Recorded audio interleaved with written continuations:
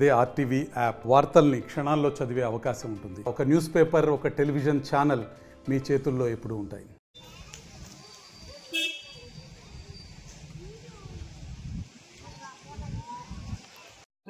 నేను చెప్పిన ఓపెన్గా పని అయితే స్టార్ట్ కావాల్సిందే, దాంట్లో అనుమానం లేదు. మీ దాంట్లో జెన్యూనిటీ ఉంది, మీకు సపోర్ట్ చేయడానికి మేము సిద్ధంగా ఉన్నాము.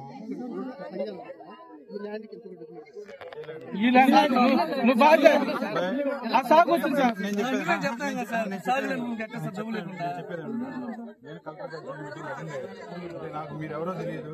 నేను ఈ సంవత్సరమే ఉంటాను. నేను ఒక సంవత్సరం వెళ్ళిపోతాను. నా స్థలం ఏమన్నా నేను ఇస్తాను. ఎందుకు ఇస్తానంటే నా కుటుంబం బాగుంటుంది. తర్వాత అంతా బాగుంటుంది.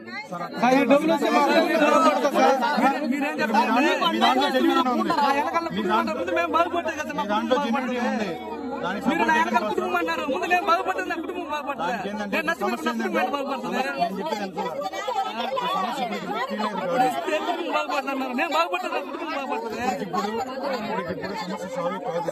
ఎందుకు కాదంటే గవర్నమెంట్ కలెక్టర్ గారు, ఎస్పీ గారు, లేకపోతే ఎంఆర్ఓ గారు తీసుకునే నిర్ణయం కాదు. ఎమ్మెల్యే గారు ఇనిషియేషన్ తీసుకుని అందరూ మాట్లాడుతున్నారు. మీ వాళ్ళు కూడా పోయి మాట్లాడుతున్నారు. మళ్ళీ డాక్ ఉపయోగం ఏంది?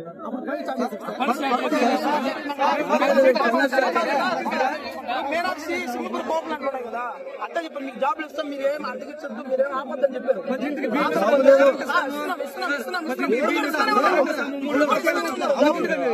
అమౌంట్ కూడా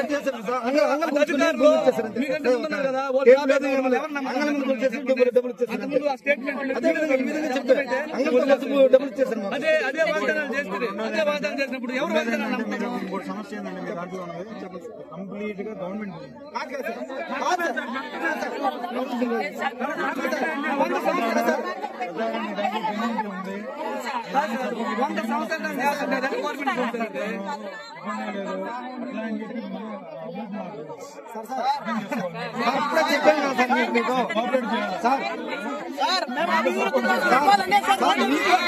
మాకేం సమస్య మిమ్మల్ని ఇబ్బంది పెట్టుకోవడం ప్రభుత్వం అనేది అందరూ కాపాడితే చాలా మంది ఒకటి ఇక్కడ గవర్నమెంట్ పలానా క్యాస్ట్ పలానా తప్పు అది మాట్లాడవాలి. తప్పు మాట్లాడవాలి.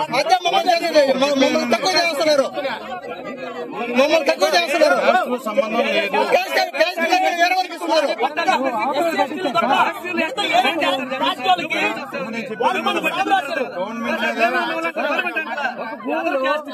పట్టా చేసుకోవడానికో లేదంటే సాగు చేసుకోవడానికి డబ్బులు ఉంటాయి.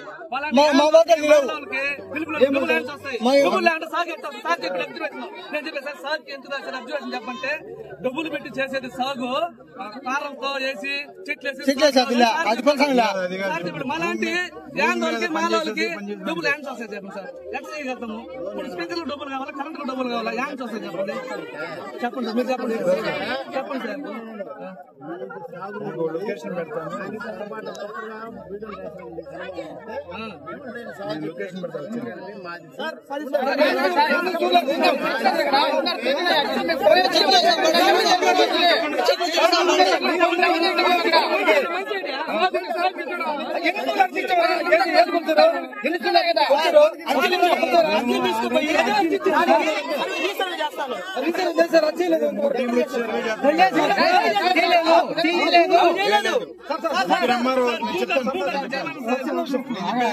ముగ్గురు ఎంఆర్ఓ వాళ్ళకి 3 టీములు ప్రతిరోజు ఇద్దరు కానిస్టేబుల్ చొప్పున నేను పంపిస్తాను. రోడ్ల ఎంఆర్ఓ ముగ్గురు వాళ్ళకి వీళ్ళకి కోట కదా వాళ్ళు వర్క్ చేస్తారు. వీడు అని చెప్పారు కదా, అవి వర్క్ చేయలేదు. ఉంటాయి కదా, నా భూమి నా భూమి చూడండి.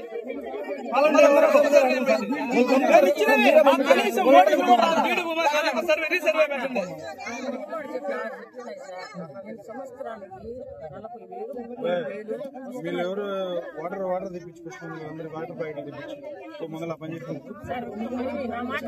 నువ్వు పోయి వాటర్ తెప్పించుకో.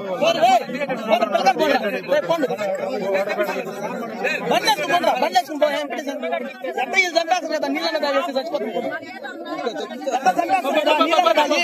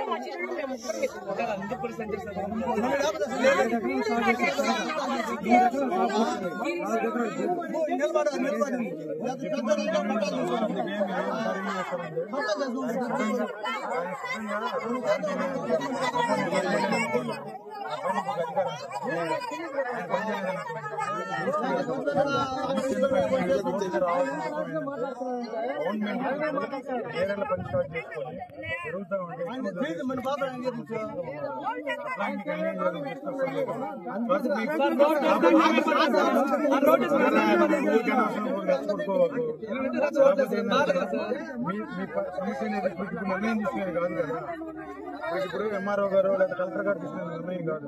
కోట్ల రూపాయలతో కూడిన వ్యవహారం కాబట్టి అది గవర్నమెంట్ తీసుకోవాల్సింది.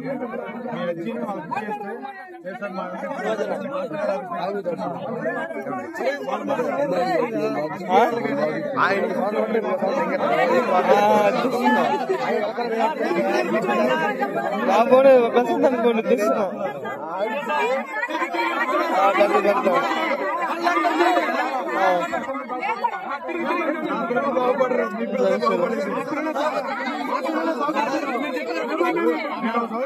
నమస్తే సార్, నా పేరు సరసమ్మ, అది అర్జునవాడ, తమిళపట్నం గ్రామం. మా తాతలు ముత్తాతలు జైతు తాతల కాడి నుంచి మేము అనుభవిస్తున్నాం భూములు. అది మా తాతలు పోయిన తర్వాత మా నాయన వాళ్ళు వచ్చారు, మా నాయన వాళ్ళు పోయిన తర్వాత మేము వచ్చాము. మా తరం పోతే మా బిడ్డలు కూడా వస్తున్నారు. మా జీవితం అంతా దాని మీదే ఆధారపడి బతుకుతుంది సార్. మేము కట్లు కొట్టి అమ్ముకున్న వాళ్ళు, మేము ముంతమాడి గింజలు కోసి అమ్ముకున్న వాళ్ళు, మేము ఏతపండ్లు కోసి అమ్ముకున్న వాళ్ళు, మేము నేరేడు పండ్లు కోసి అమ్ముకున్న వాళ్ళు, మేము దాంట్లో వ్యవసాయం చేసుకొని బతుకుతున్నాం సార్. అదేం బీడు లేదు. శనగేసుకుంటే ఏదో రూపాయి వస్తుంది అని ఆశపడి మేము మనిషికి 70,000 కట్టి ఆ భూమి అంతా సాగు చేసుకున్నాం. అది సాగు చేసుకున్న తర్వాత కరెంట్ అడగపోయారు. గవర్నమెంట్ కరెంటు సరఫరా పోతే వాళ్ళు ఇవ్వనన్నారు. ఎందుకు మేము కొనేస్తున్నాము, మీకు ఎందుకు కరెంట్ అని వాళ్ళు ఆఫ్ చేశారు. దీనికి కారణం గవర్నమెంటే కదా సార్. సరే, అది ఇప్పుడు ఏమంటున్నారు వాళ్ళు, బీడు భూమి అంటున్నారు. చుట్టూ అనేది తీసేస్తే బీడు కాక ఏమవుతుంది సార్ వాళ్ళకి? ఇప్పుడు బీడు భూమికే కదా వాళ్ళు బీడు భూమే కదా కావాలా. బీడు భూమి ఉంటే బీడు భూములు ఏమన్నారా, బిల్డింగ్లు కట్టుకుంటా ఆపేస్తారా, లేదు రోడ్లు పూయకుంటా ఆపేస్తారా, లేకపోతే వాళ్ళు ఏమన్నా చేయకుండా కానీ అట్టే బీడు భూములు వదిలేస్తారా? ఏమి లేదు కదా.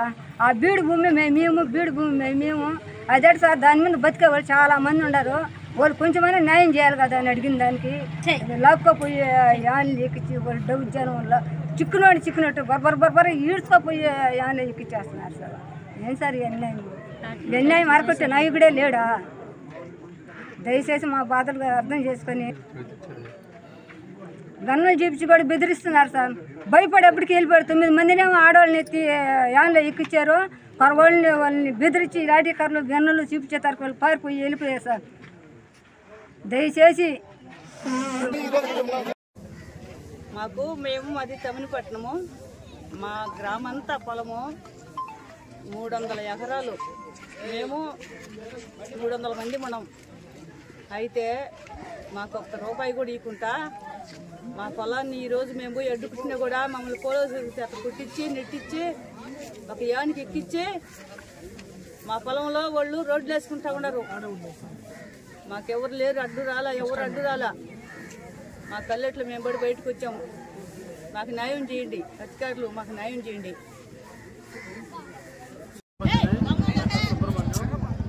అయితే ఈరోజు జరిగిన సంఘటనలో రైతులందరూ, కృషికి సంబంధించిన రైతులందరూ కూడా చాలా బాధపడుతూ ఉన్నారు.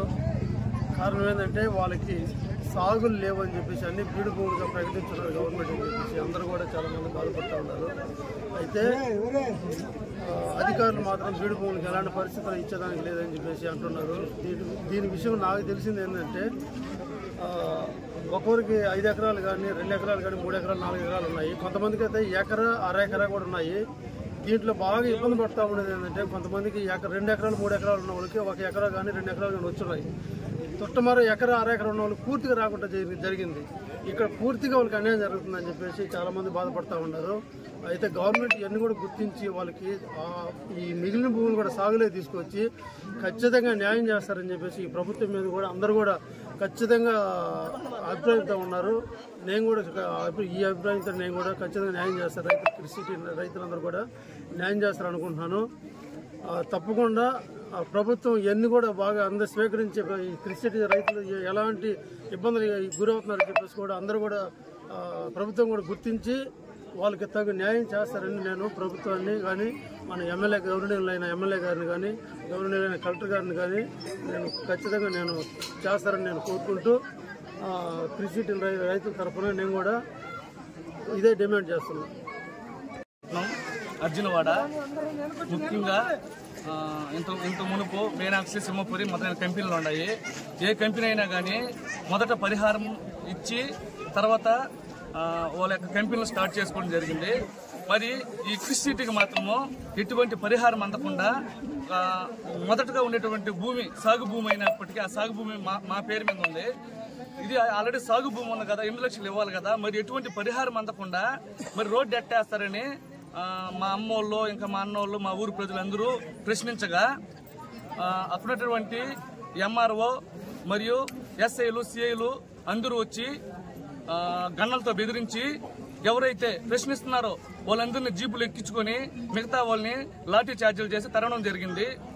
మేము వాళ్ళని ఏం ప్రశ్నించామంటే మీరు మాకు పరిహారం ఏమి ఇవ్వకుండా ఎందుకు మమ్మల్ని ఇలా శిక్షిస్తున్నారు అన్నప్పుడు ఏ సమాధానం చెప్పలేదు.